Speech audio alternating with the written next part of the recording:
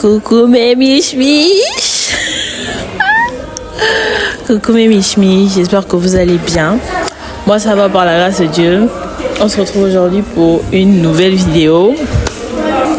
C'est un update live. En fait non, souvent c'est pas pour qui je me prends. Je reviens comme si de rien n'était. Après je sais pas quoi. Ça fait combien de temps que j'ai pas posté?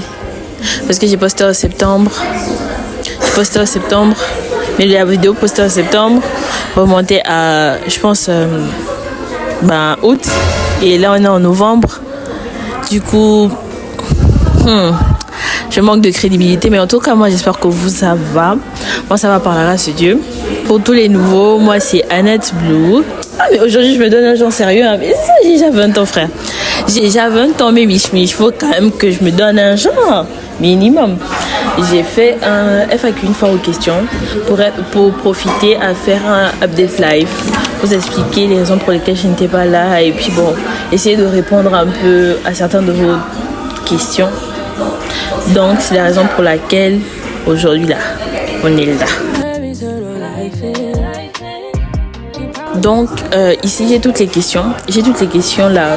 Donc, je vais essayer d'y répondre de la façon la plus honnête, directe, sans voilà. Mais déjà je tenais à vous dire que vous m'avez manqué en fait. Vous m'avez vraiment manqué mes miches.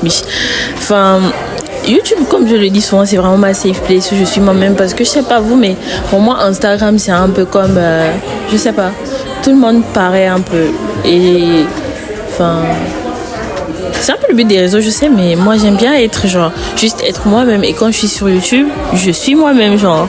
Donc trêve des bavardages, commençons les questions tout de suite. La première question à laquelle je vais répondre c'est: il s'est passé quoi pendant mon absence? Il s'est passé, il est même laissé en fait. Il s'est passé quoi pendant ton absence? C'est la première question. Alors pendant mon absence, faut savoir que mon absence était, on va dire quoi? C'était volontaire. C'est intentionnel. Donc pour plusieurs raisons. On va commencer par la première raison. J'ai recommencé les cours et le changement de ville faisait en sorte que j'avais besoin de retrouver mes repères. Et je vais pas vous mentir, je ne pensais pas forcément à... Pas que je ne pensais pas à YouTube, mais je trouvais que c'était pas dans l'ordre de mes priorités en fait. D'autant plus que on m'a d'abord envoyé ici, c'est pour faire mes études. Donc je me devais premièrement de mettre ma tête dans l'école en fait. Premièrement.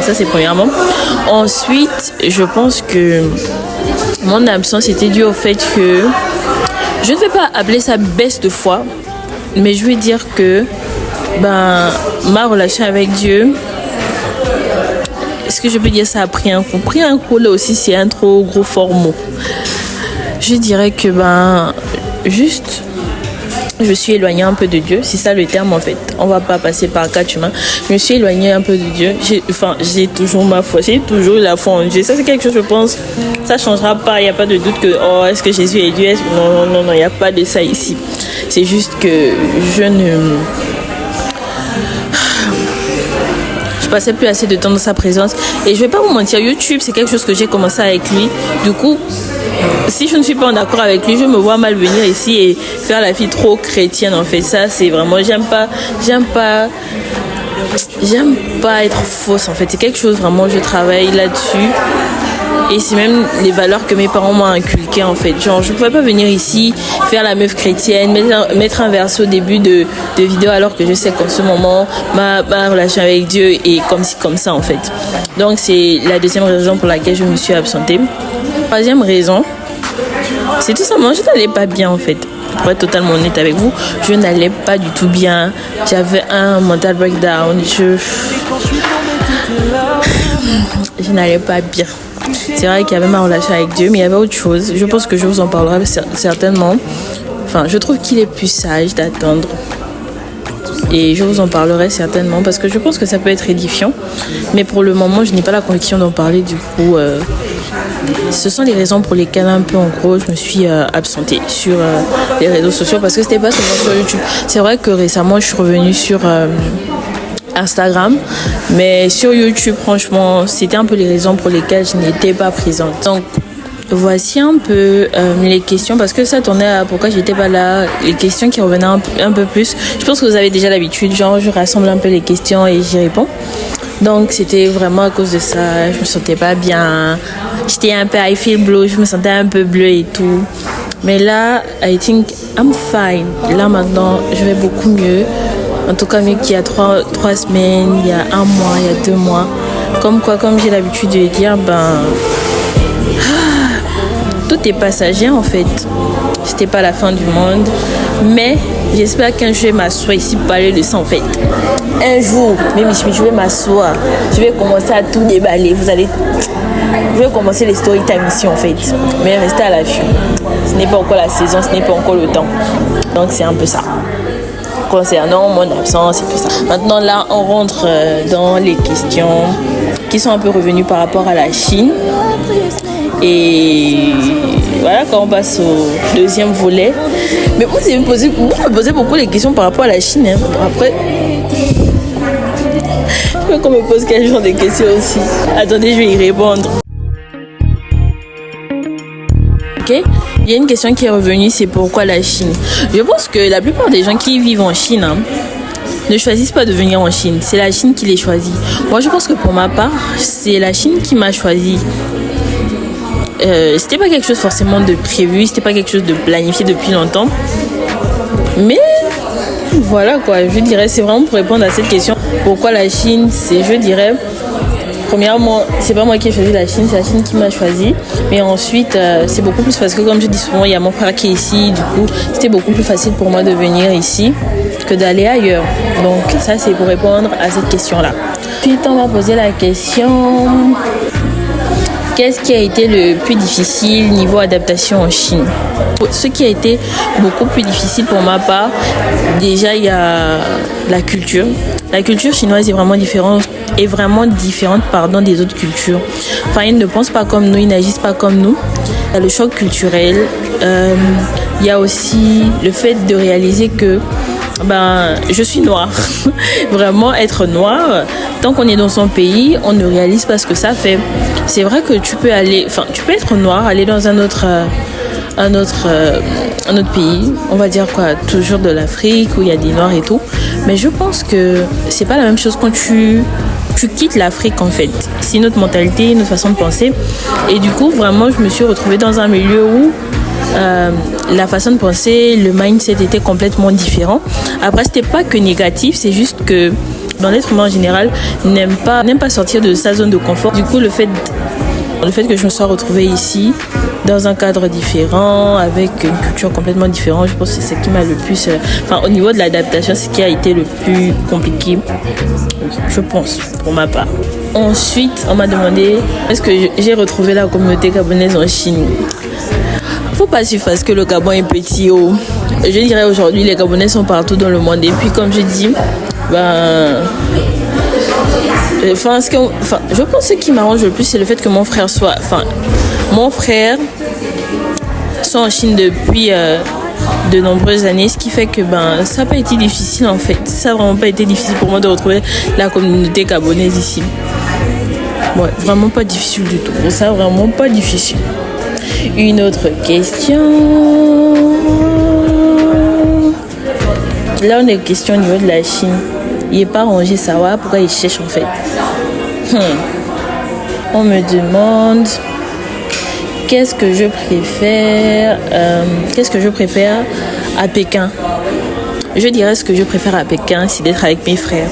Ça, c'est premièrement ce que j'aime ici, c'est vraiment que je me sens comme à la maison. La maison, c'est pas un lieu, je pense que la maison, ce qui fait la maison, c'est les membres de la famille en fait. Le fait de me sentir à la maison, de me sentir en sécurité, de me sentir protégée par mes frères, mais aussi le fait que, je dirais, à Pékin, il y a beaucoup plus de Noirs, beaucoup plus de Gabonais, je me sens beaucoup plus à l'aise. Et puis voilà, Et puis voilà, comparé à mon ancienne ville, pour ceux qui me suivent depuis, je pense que vous savez que dans mon ancienne ville, il n'y avait pas de Noirs, enfin quasiment pas, en tout cas je ne les rencontrais pas. Alors qu'ici, c'est limite, au coin des rues, tu peux rencontrer un Noir. C'est pas un truc extraordinaire en mode non, je rencontre un non, pas du tout. Et puis je commence à avoir mes petites habitudes. Donc c'est vraiment ce qui me plaît dans le fait de rester à Pékin. La prochaine question. Te vois-tu vivre en Chine, genre t'y installer? Et pas vous mentir. Pour l'instant, on dit toujours les voix de Dieu sont insondables. Mais si ce sont mes propres voix là, je me vois pas vivre en Chine. Et ce que j'aime le plus ici, c'est vraiment la sécurité. Mais je me vois pas vivre ici, genre fonder ma famille, tout ça. Non, je me vois pas. Je me vois vraiment pas faire ça ici en Chine. Je sais pas où Dieu va m'emmener, mais c'est pas ici en fait. C'est vraiment pas ici. Une autre question. Est-ce que le Gabon me manque? Ça, c'est une question. C'est dingue. Vous m'aurez posé la question au début de l'année parce que ça va faire plus d'1 an maintenant que je suis en Chine. Vous m'aurez posé la question en début d'année. J'aurais dit oui, je veux trop partir au Gabon. Ramenez-moi dans mon pays. Ça, c'était vraiment l'une de mes phrases. Ramenez-moi dans mon pays. Mais maintenant que je suis avec mes frères, qu'il y a vraiment l'atmosphère de la maison, je vais pas vous mentir, le Gabon me manque parce que c'est mon pays en fait. Mais je me dis pour l'instant, le Gabon n'a pas besoin de moi. Je me dis vraiment que pour l'instant, le Gabon n'a pas besoin de moi en fait. Le Gabon n'a vraiment pas besoin de moi du coup. Le Gabon me manque, mais plus comme avant. Genre, ça va. Vraiment, je me suis habituée au manque de mon pays. Genre, ça va. Limite, ça va. C'est supportable, pas comme au début. J'espère que vous m'entendez bien. Hein, parce que je suis dans un restaurant là, le bruit là. Et...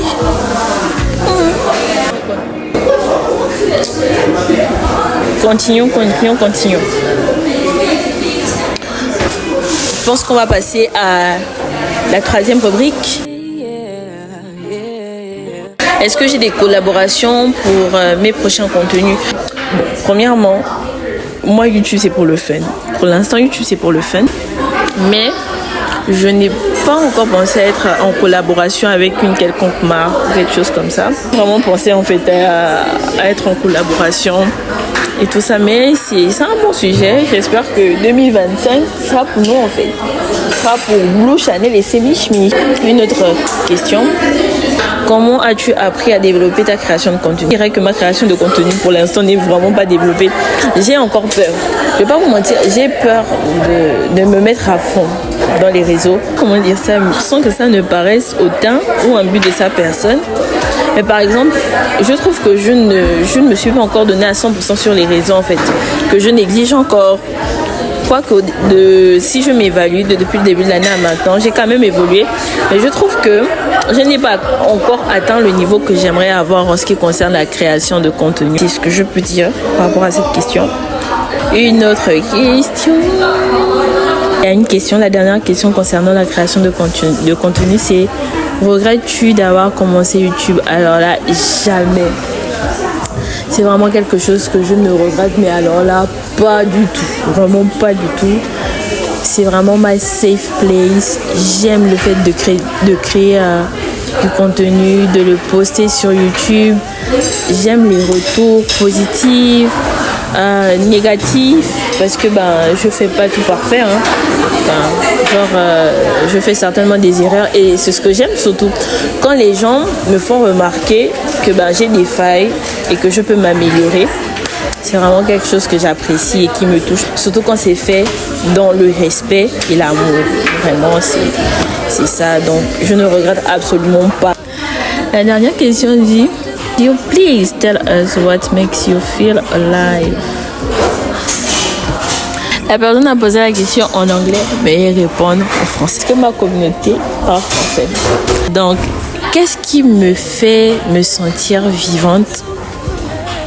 Je dirais un peu de tout. Faire du vélo me fait me sentir vivante. Tomber en éclat de rire avec mes frères à 2h du matin pour quelque chose de complètement inutile me fait me sentir vivante. Les appels que je passe avec mes proches, ma famille, mes amis me font me sentir vivante. Manger mon gâteau préféré dans mon resto préféré me fait me sentir vivante. ressentir de la douleur, de la peine quand quelqu'un me fait mal, quand quelqu'un break my heart, me fait me sentir vivante. Je dirais qu'un peu de tout me fait me sentir vivante en fait. Mais ce qui me fait le plus me sentir vivante, c'est lorsque je passe du temps dans la présence de Dieu. Ça me fait me sentir vivante et ça me fait me sentir aimée. On arrive au terme de la vidéo. N'oubliez pas de liker, de partager, de commenter. On se dit bye bye mes michis.